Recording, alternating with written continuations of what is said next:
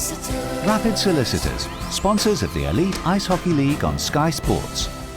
Accident compensation and medical negligence claims.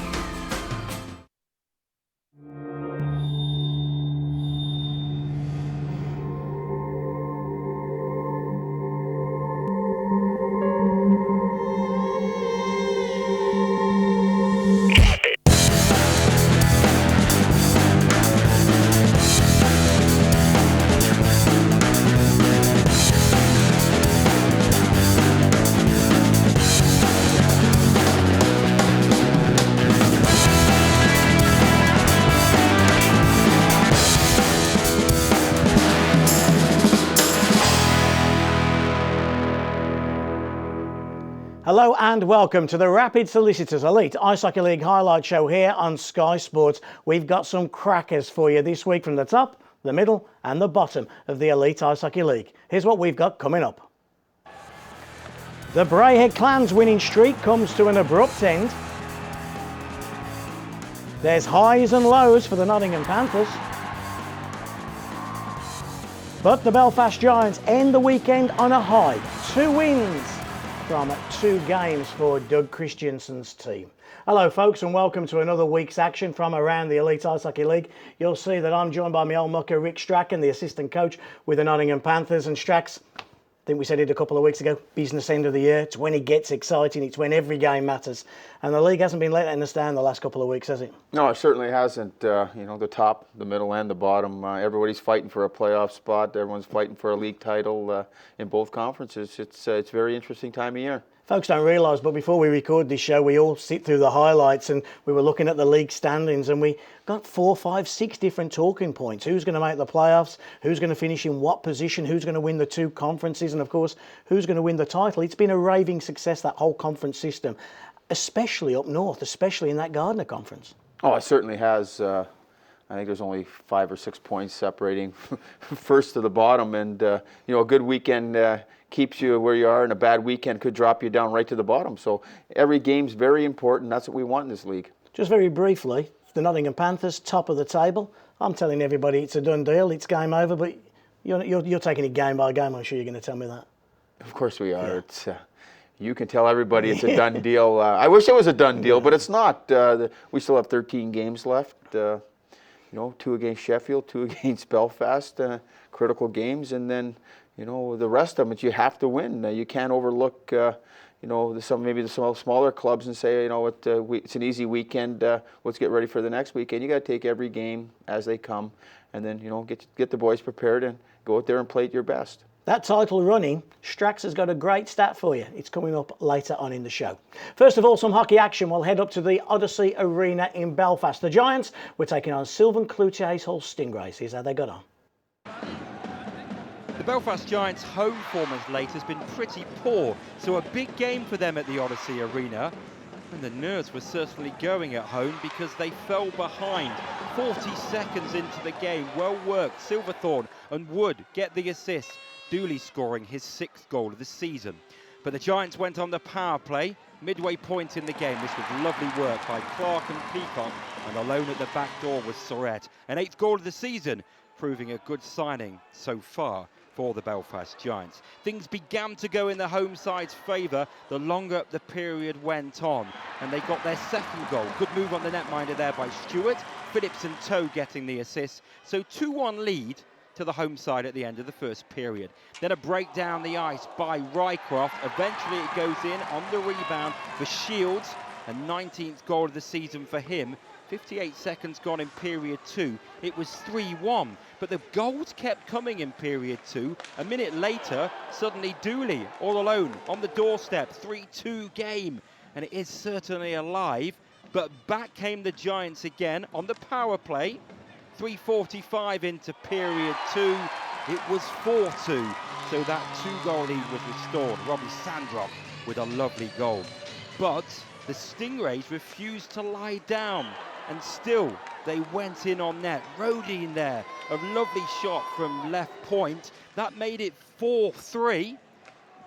But then it was 5-3 in period 3. Sandrock with another lovely goal just inside the blue line, so the 2-goal advantage once more.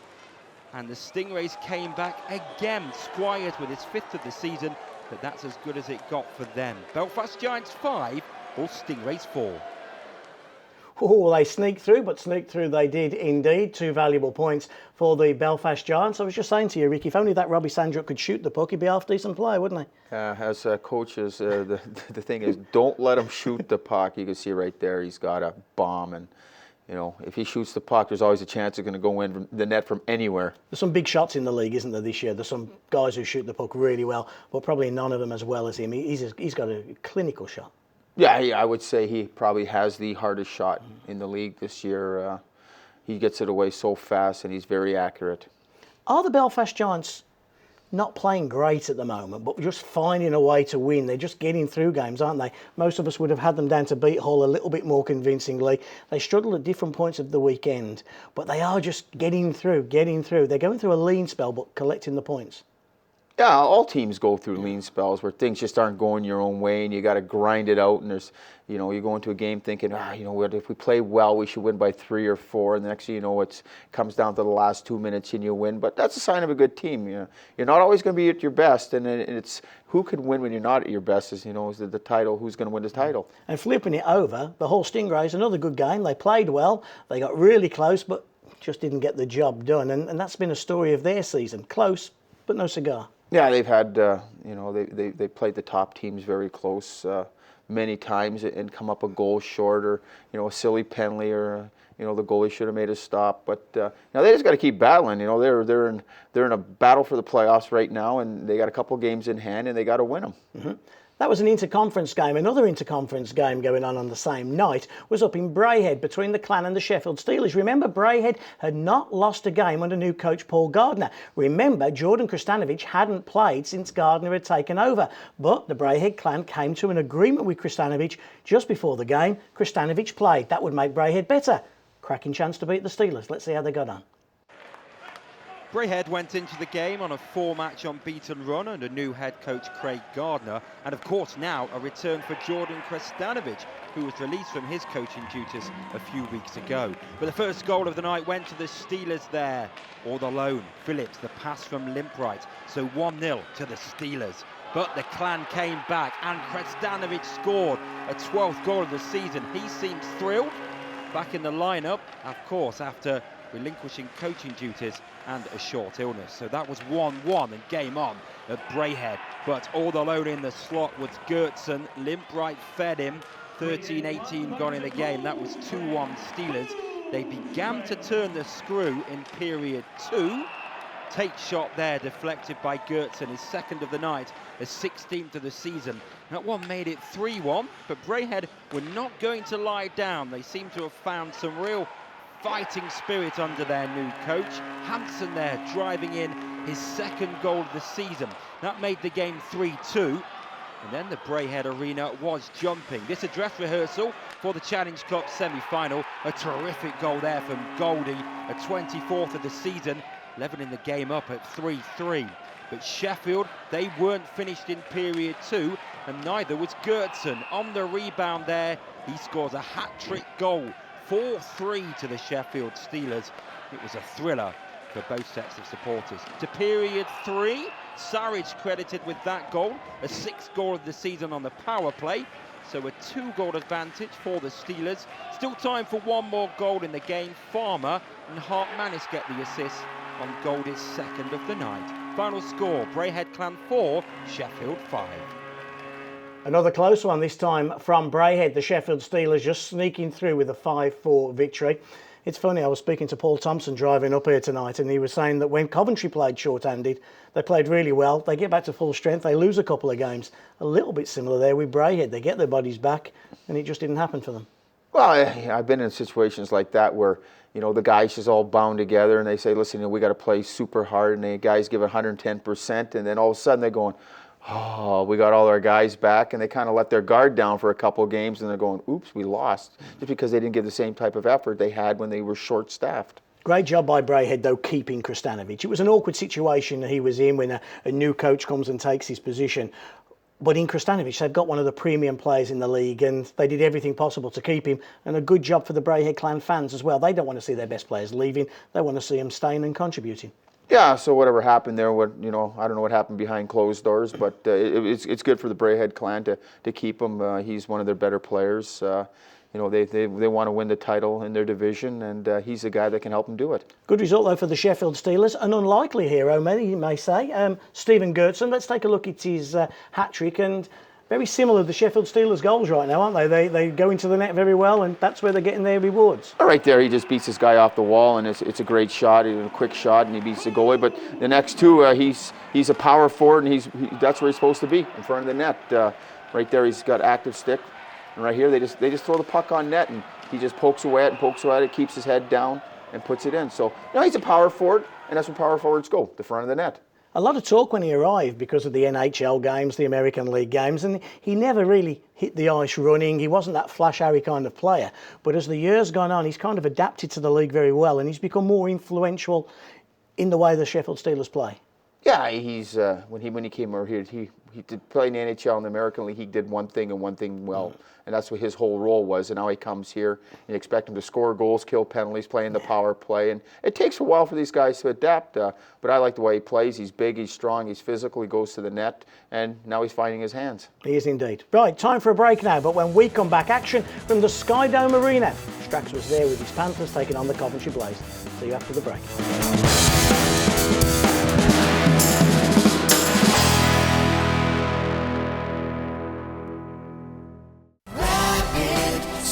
Sponsors of the Elite Ice Hockey League on Sky Sports.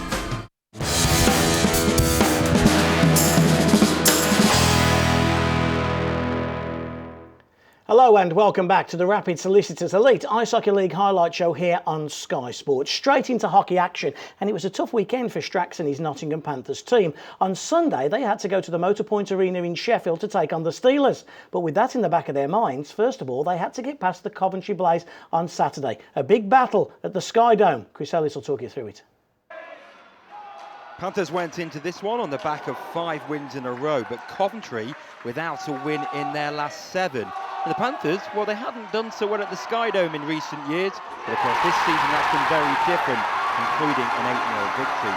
Great home debut start for new signing Henrik scores there to give the Coventry Blaze the lead. He was thrilled, and the Sky Dome was absolutely jumping because goal number 2 for the new boy, a tip in there, and it's 2-0 to Coventry.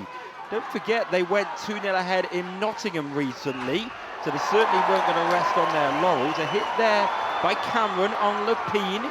You see Beckett get involved. The players begin to just tussle with each other, but nothing really more. Nottingham then on the power play, needing to get back into this one. And they've turned to Bruce Graham a lot this season. To be fair, a lot of their forwards are doing it at the moment, but especially Bruce Graham. On the rebound, he scores, so he makes it a 2-1 game, and Nottingham are beginning to fight back. From left side, another goal for Nottingham. Graham gets his second. Hirsch will probably want that one back, beating him at the near post. It's a 2-2 hockey game, and Nottingham have come from behind again to level the game at 2-2. Now Nottingham working hard in front of the net. Perseverance from Jordan Fox down on his knees to celebrate. 3-2 Nottingham, and they have turned the game around once more. Close call here, was he offside? He scores, but the linesman calls offside. It was very close. Andy Carson gives the new boy Henrik a misconduct. He continued to protest, another misconduct, and so he was thrown out of the game. So 3-2 to Nottingham at this stage, and were they to turn the screw? First of all, Matthew Myers gets his stick to a shot from Stevie Lee, so that was 4-2 to Nottingham. Here on a 5-on-3 power play, they had so much room, well worked, and Graham completes his hat-trick. Nottingham really enjoying themselves in the Sky Dome now, and they get one more goal for good measure. Again, well worked by Nottingham. Werner's pass to Gallivan at the back door. Coventry 2, Nottingham 6. Game 1 out of the way then for the Nottingham Panthers, convincing 6-2 victory over the Coventry Blaze. Couple of controversial moments as well. We'll talk to you about those in a while, Rick. But you go into the Sky Dome, it's a tough place to go. You got a big game the following night, getting out of there with 2 points, top priority, and a job well done. Yeah, we knew it was going to be a tough game, and Coventry's had some rough times, and you don't really want to meet those teams who were down in the dumps, because they're going to come out strong, and they did. They came out very fast and got a 2-goal lead against us. But we persevered and we stuck to their system, and the boys, Bruce Graham came out and had a big night for us, and we at the end of the night we were happy to get 2 points and out of there. We'll see Bruce's goals in a few moments, but in the summer, I think pretty much every team, I'm sure yours included, had a look at Adam Henrik. He was available, he was ready, willing and able to sign for any team that was prepared to give him a fair chunk of money and a schools programme. He ended up going back to North America and then Germany. You've now had the chance to see him in the flesh. He looks the real deal. Oh yeah, definitely. Big guy, shoot the puck, knows his way around the net. You see his 2 goals there. One was a shot and the other one was a deflection. But no, he's a quality hockey player, and he's really going to help the Coventry Blaze. Was he unlucky to get kicked out of the game? Was it offside? Wasn't it offside? I think it was onside. We've seen that. But did he deserve to take the early shower? Well, unfortunately, he gets a little excited there in an emotional game and takes his 10, and maybe the ref could have turned a blind eye, but once they got him calmed down, and then he got really mad, and then he got thrown out. So he's got to learn that the tolerance in this league isn't very high. It's the Coventry way, isn't it? It's the Coventry way. Let's talk about one player who's playing really great for you right now, Bruce Graham. Let's take a look at his hat-trick. A great time to score 3 and 3 important goals. All right, he's a big guy. He can shoot the puck, and right here he's in great position on the D at 6'6". He just protects the puck and just slips it right in here. And he can also shoot the puck. Right, watch this, right off.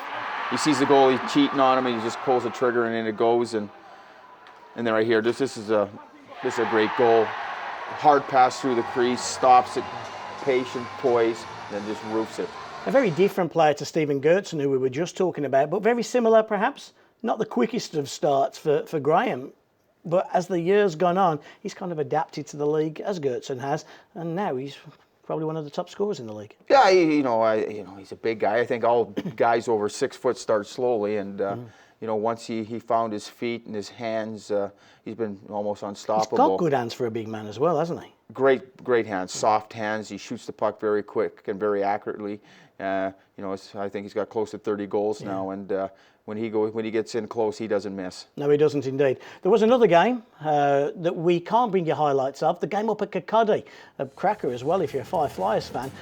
The Five Flyers battered the Edinburgh Capitals. I'm sure the Kirkcaldy faithful would have been singing into the early hours. Rick, a comfortable victory, spreading the scoring around there. 7 different scorers. Yeah, Fife, for the first part of the season relied on Pitt and Haynes, but with Haynes out with the injury and the bringing in Showmont, he's picked it up for them, and some of the scoring, and they got a well-balanced team, and that victory against your own conference is huge. Yeah, 5 different scorers there, but in Kirkcaldy, they're a completely different team than they are on the road, aren't they, Fife? And we were again looking before we started the show about who was going to make the playoffs and who wasn't, and we think Fife will because of that home form. It's critical they pick up their points at home. Yeah, I think it's anybody, those teams fighting at the bottom to make the playoffs. Fife has played extremely well at home. They feed off their fans. It's a rink with really no room behind the net, and they know how to play there. They use it to their advantage. Good goaltending, and they got one line that can really score. Now, if home form is important to the Five Flyers, it's equally as important to the Edinburgh Capitals. So having had a 7-1 drubbing on one night, the next evening they're going back home to Murrayfield. Must-win game. They've got to hang on to the shirt tails of those teams above them if they're going to make the playoffs. In town was the Braehead clan. Remember, they'd just been beaten by the Sheffield Steelers after their big winning run. So this was anybody's. Who got the winning goal, Chris? Murrayfield's not been the best of hunting grounds for the Braehead clan this season so far. So how would they fare this time around? Well, they were behind after 15 minutes. A nicely worked goal, and in the slot there, Hartman, the player coach, of 15th of the season, 15:51 gone. It was 1-0. And then less than a minute later, Braehead unable to clear their line. Strong work on the boards by the home side, with just perseverance in front of the net. And Zemberg getting a 14th goal of the season. It was 2-0 to Edinburgh at the end of the first period. Braehead did come back into the game on a power play at the start of the second. Burnstill, the former Steeler from the blue line, 25:41 gone. So at that stage, they thought they might have a bit of a sniff, but no further goals in period 2. Period 3 saw Haleko score a 9th of the season early on in that period, so that made it 3-1, and the game was fast going away from the Clan, and the Cats were beginning to look to the end of the buzzer and a celebration victory. They scored for a 4th time, Hartman, a 16th of the season, and that was almost game, set and match. There was still time for the Clan to get one more goal on the power play. Kristanovic and Bernstill and Galbraith all involved. They take their time, and the new boy gets this goal. Shepke, the first of the year for him, 52.01 gone. That makes it 4-2. The coach Gardner gambled, empty net situation, and all that's left is for Portwood to score his 7th of the season and wrap up the win with that empty net goal. Celebrations at Murrayfield for the hosts. Edinburgh Capitals 5, the Greyhead Clan 2. And that's why the Gardner Conference has been the success that it has, because on any given night, any given team can win. And having had a drubbing on one night, they come back and give the Greyhead Clan a good beating. Yeah, you know, if they you just never know who's going to win in that league, do you? Well, you don't know who's going to win, who's going to show up, but it's a huge win for the Edinburgh Capitals. You know, they're sitting in 11th place. They got a few points to catch Fife.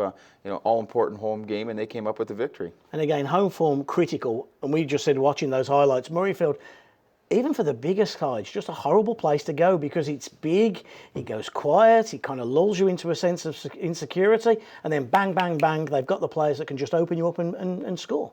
Yeah, it's a huge rink, and they spread you right out, and they're not a physical team at all. They play very passive, and they stack up the blue line, and they wait for you to make a little mistake, and then they got 4 or 5 guys who are gone, and they can put the puck in the net. And I noticed right there was a turnover to blue line, and all of a sudden the puck's in the back of your net. And it's not just Yarrowlin this year, which is the real big positive for Edinburgh. Scoring has been spread about. Yeah, last year they just relied on Yarlin to do all their scoring, and they got singled back, and they've added a few others, and now they got 5 guys who can put the puck in the net. And if you take a penalty against them, they got 5 guys who play in the power play, and it's deadly. Yeah. Just a quick word on Paul Gardner, the Greyhead Clan coach, comes in. Must have thought this coaching lark was easy, wins all those games, but he now knows what his team really is and where it sits. Those 2 defeats would have brought all the feet back down to earth again, wouldn't they? Yeah, inconsistency. That's what Braehead's been this year. They've been very inconsistent. They've had some great wins, and they've had some disappointing losses. And right now he knows exactly what kind of team he is. He's seen them play outstanding. He's seen them play not so well. So his job now is to make sure that they play at the high standard every night.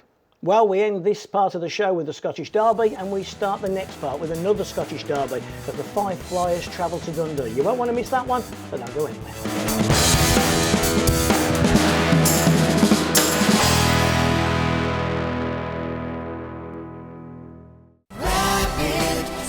Sponsors of the Elite Ice Hockey League on Sky Sports.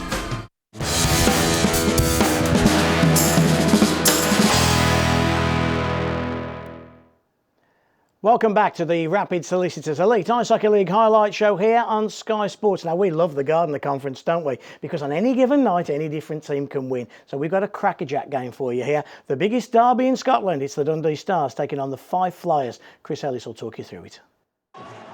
Another Scottish derby, and another one not without incident as well. Goals to follow, but first of all, a major penalty. Down there goes Carreview, who was to be taken to the dressing room, as you see, and the penalty called on the play, 5 in game for tripping. So Neil Wilson giving that penalty out, and he leaves the ice. Now, the first goal of the night went to the visitors. Chamol with his 22nd goal of the season on the power play. So they have their noses in front. It was the first of 3 power play goals in a row, but back came Dundee. And you know it's either going to be Wirral or Ryanen. Both of them on form. First of all, Wirral, 23rd of the season, levels the game up at 1-1 on the power play, as I said. And then 2 minutes later, again, Wirral scores. This time takes a deflection from left side, so the 1-goal deficit has been turned around, and the Dundee Stars are leading by 2-1. Into period 3, and Ryanen gets this one. His partner in crime, Wirral's partner in crime, makes it 3-1. And the 1,500 fans, the majority of them, were getting ready to celebrate a win. Still time for one more goal. Player coach Jeff Hutchins gets the credit for this one. Fife should have cleared their lines, but Hutchins is there in the slot. Final score, Dundee 4, Five Flyers 1. Well, the Five Flyers couldn't make it 2 in a row. The Dundee Stars then victorious, and an important win for Dundee. They're chasing the Braehead clan. They won't let them go, will they? They definitely aren't going to let them go. They got some games in hand, and they think they can win that conference, and they're playing very well. Their goalie's outstanding, and they got two guys who are just lighting it up. We don't have favourites in that conference. We all work for our own different teams and so forth, but would it be good for the sport? Would it be good for Scottish hockey if Dundee Stars actually did beat the Braehead clan for that conference title? Because everybody expected so much Braehead to run away with it. So I think it'd be great if Dundee could win that. Oh, definitely. Everybody thought that Braehead would win that by 20 points. Have it wrapped up by now, but the Dundee Stars are going, no, not so fast.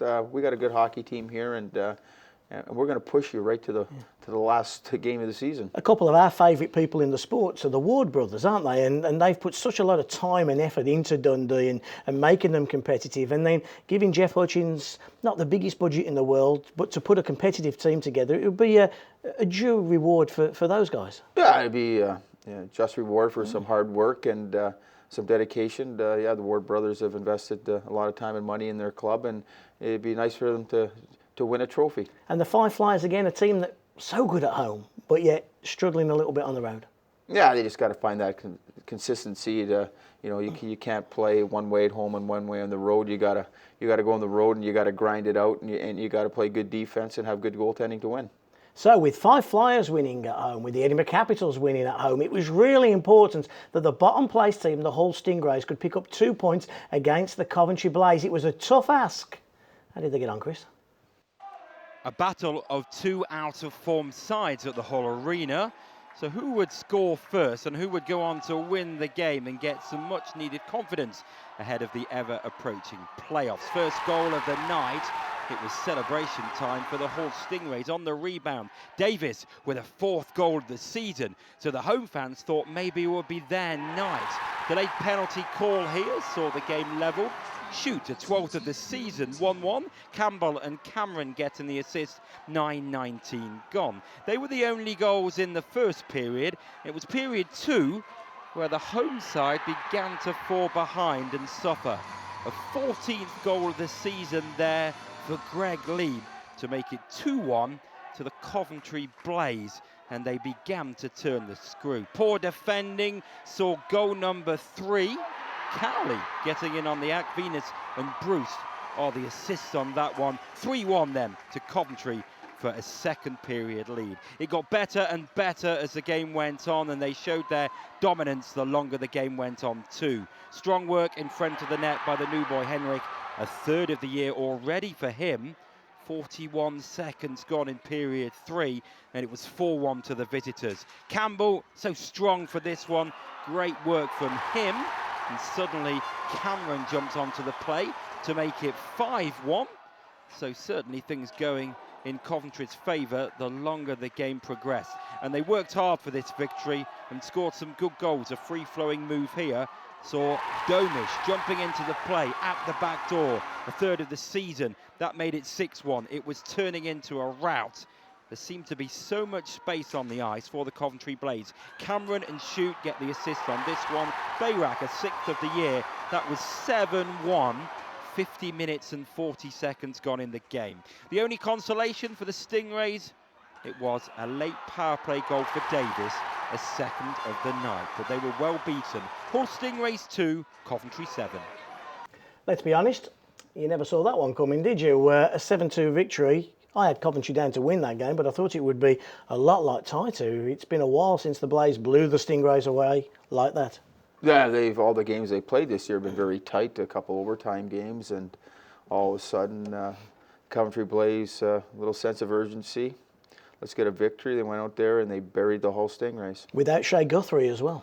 Yeah, Henrik's playing now, and they got a spare, so it's good they can rest Guthrie and get his leg 100% healed. But they went out there and they were clinical, and they just played way better than the Hull Stingrays. I would imagine Paul Thompson must be delighted that he's got another top-end forward in Henrik, because the Lee brothers have been clogging up huge minutes, haven't they? And they're not the youngest of guys. They must be feeling the tiredness, and also with Guthrie. But when they get a fit Guthrie back, Hendricks firing on all cylinders, perhaps rejuvenates the likes of the Leibs.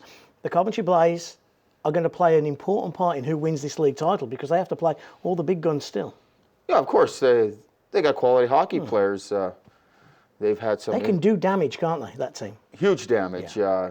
They played shorthanded for so long, and guys get tired, and now they got all their guys back. They got a spare, so you got to watch out if you're playing the Coventry Blaze. Once they get their guy Guthrie 100%, they're going to be dangerous. Flip it around now to the whole Stingrays. I think they're looking in a little bit of trouble there to try and make it into 8th place. I know the gap's only a 4-6 point gap now, but would you fear for your former club actually making it to the postseason? Well, they're going to have to play a lot better than they did that night to make it. Their goaltender, he gave up some soft goals there. And if you want to be successful in this league, your goaltender's got to be good. And I can tell you right now, watching the highlights, the goaltender had a rough night. He did indeed. Right, here's a crackerjack game for you as well. Big blue tent, absolutely packed out. Doug Christiansen took his Belfast Giants into Cardiff. You knew it was going to be a battle. We have a thrilling game to bring you here. So much happened.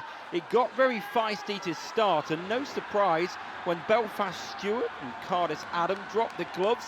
5-minute fighting major for the pair of them. They were always going to go after the feisty start. But then it was Cardiff all the way. First of all, Gimblett, a 6th of the season on the power play, 1-0 Devils. And then Mark Richardson with his second goal since returning from Kazakhstan, making it 2-0. They were in dreamland with a home side. Gimblett, 2nd of the night and 7th of the season on the power play again. 1:58 to go in period 1.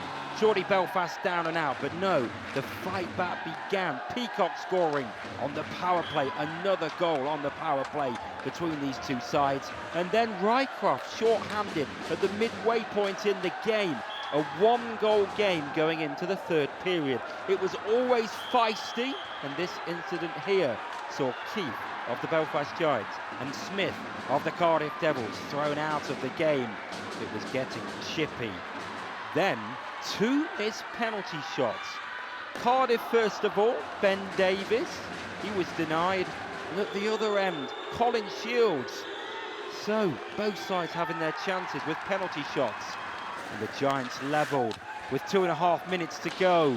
It was 3-3. Colin Shields with his 20th goal of the season. And thrillingly for them, they've come back from 3-0 down. To the shootout then. Robbie Sandrock is denied. He misses. At the other end, Chris Blight, no goal. Back come the Giants with Jeff Mason. He's unable to score. Max Beerbreyer back at the other end, so no goals from the first 2 shots. Craig Peacock scores for the Giants. So it's a nervous time for Stuart McRae. He levels things up, 1-1 in the shootout, to sudden death now. No goal there for Robbie Sandrock. We're back the other end with Chris Blight. He is unable to score. So Jeff Mason stands up, and he does score in this round. The pressure is on Beerbreyer. Call as you like, he does score. So we're still going. Craig Peacock scores his 2nd of the shootout. How crucial is that? Well, very crucial indeed. Stuart McRae can't score. A huge, huge win for the Belfast Giants. They pick up the 2 points. The Devils the 1. Cardiff 3, Belfast 4. What a great result then for the Belfast Giants. Craig Peacock does it again, and we'll talk about the character and the courage of the Belfast Giants coming back. But Jared Adams and the Cardiff Devils, they'll be kicking the cat, won't they, when they got home after letting a 3-goal lead slip? Yeah, it was a 3-goal. Of course they lost a 3-goal lead, but Belfast Giants had 2 periods to make it up, and they did, and finally, scored with 2-something left in the 3rd to tie it up, and then, of course, it goes into a shootout, and Peacock, who's money in shootout, scores. Yeah, we said first game we saw tonight, wasn't it? Against Hull, Belfast found a way, and again they found a way to get past Cardiff. Yeah, you know what? After a long trip, they dug themselves a little bit of a hole, but they didn't give up. They didn't quit. They kept chipping away, and finally they put themselves in a situation where they could tie the game, and they did, and then they won it in the shootout, and that's a huge 2 points for them. Now, as you know, Strax and I represent a couple of different clubs here, and we had a difference of opinion, didn't we, at overtime, who we wanted to win that game. you wanted the Cardiff Devils to take the points off the Belfast Giants. Well, of course I did. Yeah. We started the weekend 4 points ahead, and I'm thinking, hey, listen, we could finish the weekend 3, maybe 4 ahead, but it didn't work out that way. And I'm thinking, well, the Sheffield Steelers obviously wanted Cardiff to win as well, but I think the Steelers' perspective is that they actually wanted Belfast to win because they want Belfast to put Nottingham under pressure just to see how Nottingham will react under that pressure. I think there's a feeling in the Sheffield camp that Nottingham haven't yet been put under the spotlight. They've had a bit of an easy run of it. I'm sure you won't see it that way though. no, we've been, we've had the pressure on us since day one, and we're just going to take it one game at a time. And of course, you're thinking there's no pressure on us, but of course there is. Every team in first place has pressure on them, and we've been battling this for the last couple of months now, so it's nothing new to us. Okay, time for a break. When we come back, off to the Motorpoint Arena, Steeler Panther time.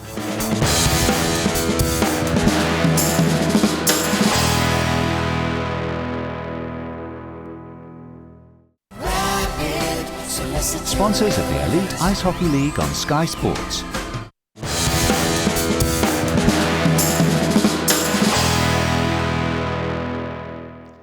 Welcome back to the Rapid Solicitors Elite Ice Hockey League highlight show here on Sky Sports. Almost 7,000 people in the Motorpoint Arena on Sunday to witness the Sheffield Steelers taking on the Nottingham Panthers. If the Steelers wanted to stay in the title race, they had to beat Strachan's Panthers.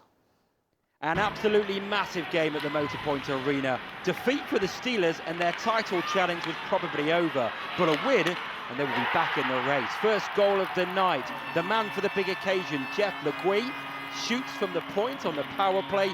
You'll see on the replay, it takes the deflection, it deceives Kowalski, 1-0 Sheffield. It began a run of 5 goals in 3 minutes and also 3 in 23 seconds at one point. Here is goal number 2 of the night. Legui with a lovely finish, uses Stevie Lee as a screen. 2-0 Sheffield, the home side in control. But Nottingham hit back. Ling, great creative play from him. Hard work from Benedict. So that makes it a 2-1 game. Right in front of the net, and perseverance from him. But from the face-off, look, Nottingham lose out in the face-off circle. A break down the left-hand side, and Ashley Tate driving towards the net. He is thrilled. That's 3-1. It was a crazy period of play, but it shows if you drive the net, something happens. David Clark got Nottingham's second goal. Now, bit of controversy about this one. Was it over the line? Was it not? Referee Michael Hicks says yes, but watching on the replay, it appears that De Caro gets it on the line and claws it back. There it is on the line, and De Caro, it looks like he manages to claw it back before Matthew Myers was to get his stick.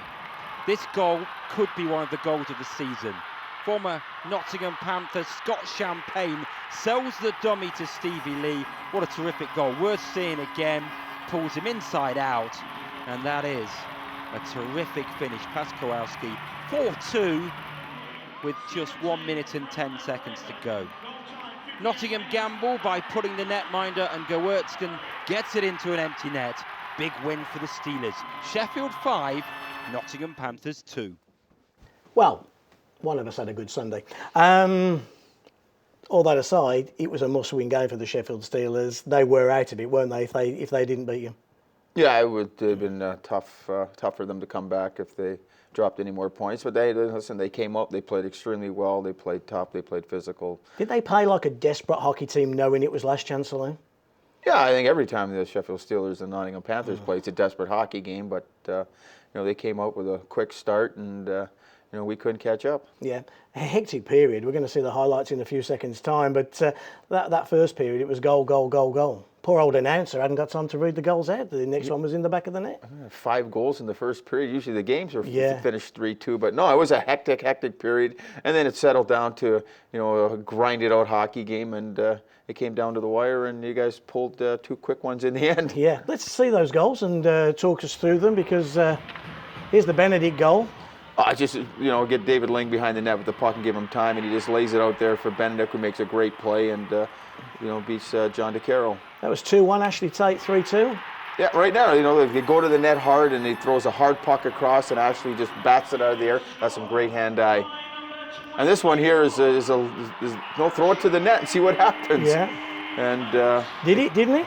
well, it falls behind him, and then you know, Hicksy's the only guy that can tell you because he was standing right there. You know, so And then Steve Gertson, 4th goal of the weekend. right there, empty net, put it away. Tell us this interesting stat that you've got about the running then. I think we're all in common agreement that it's a 3-horse race. 3 horses still in the race. But a very interesting stat that you just came to me with about the remaining fixtures that the Giants, the Steelers and the Panthers have got left. Yeah, it's all about conference games and all 4-point games, and you know, we all have 13 games left. You know, we have 6 conference games. The Steelers have 8 conference games, and Belfast has 10 conference games. So, you know, they're all 4-point games, and you know, everyone. If you want to win especially in our division, if you want to win it, you're gonna have to win your conference games. Well, you've seen all of the goals and all of the action from around the league in last weekend's games. Let's take a recap, though, of all the scores from around the Rapid Solicitors Elite Ice Hockey League. It started last Saturday, the 2nd of February. The 5 Flyers 7-1 over the Edinburgh Capitals. Coventry Blaze going down at the Sky Dome 6-2. Belfast sneaking past the Stingrays 5-4. Same scoreline as the Steelers sneak past the Braehead Clan by the same scoreline. Flip forward, Sunday, Edinburgh 5-2 over the Clan. The Stars, a thumping 4-1 victory over the 5 Flyers. Sheffield over the Panthers, 5-2, keeping them in the title hunt. Cardiff, 3-0 up, going down 4-3 to the Belfast Giants. And the Hull Stingrays going down 7-2 to the Coventry Blaze. Let's take a look at the 2 conferences. Panthers lead the way in the Erdard Conference. Just look at that Gardner Conference, 28, 27, 26, 24, 23. Incredible. Let's just tie in all those 2 conferences together. This is what we come up with. The Nottingham Panthers lead the way, but now by just 2 points. That's how valuable those points against the Cardiff Devils were. Sheffield, 56. Cardiff and Coventry are going to fight out that 4th place. And then Braehead, Dundee, Fife, Edinburgh and Hull, well, they're all within a shout of the playoffs. Who's not going to make it? We have our... well, before we just get to the Player of the Month, are we saying we think that Hull are out of it and then it's any one of the Scottish teams, or are Hull still within a shot?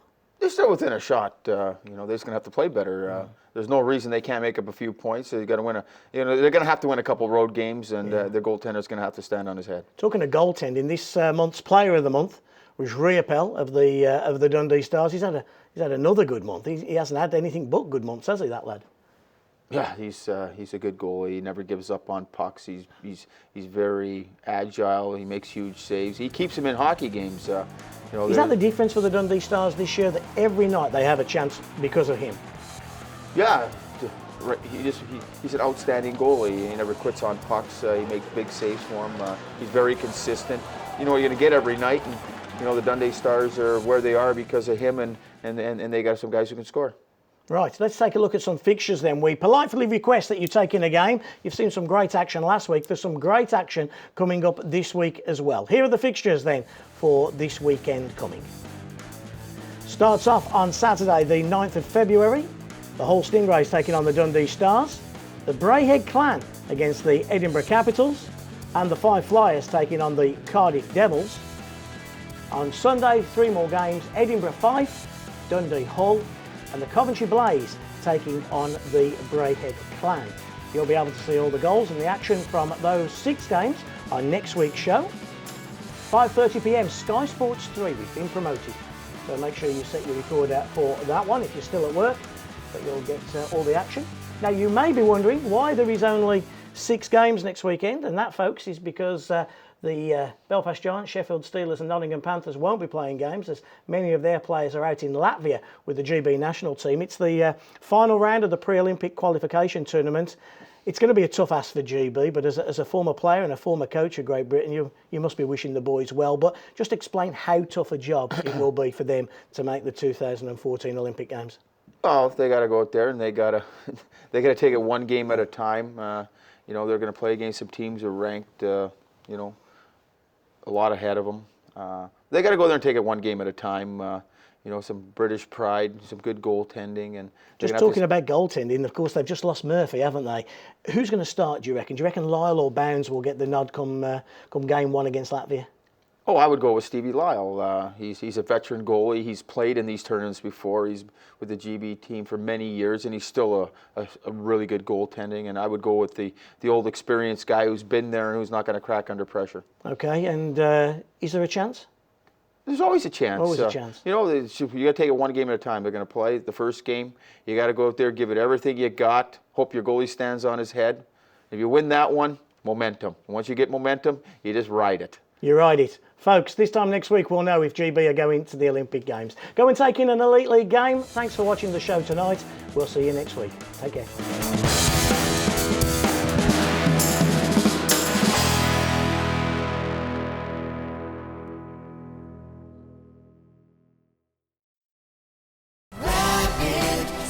Sponsors of the Elite Ice Hockey League on Sky Sports.